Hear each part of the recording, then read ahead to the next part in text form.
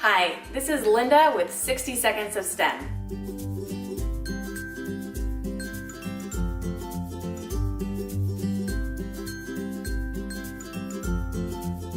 Today we're talking about the 3D Magic Pen from Hamilton Buhl.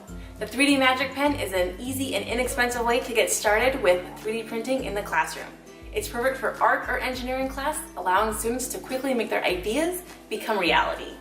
To use the pen, simply hit the extrude button to turn it on and watch the screen until it reaches the correct temperature.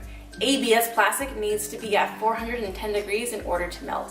When it's ready, simply hit the extrude button and start creating. The 3D Magic Pen is perfect for project-based learning or for bringing another dimension to art class. So check it out, and thanks for watching.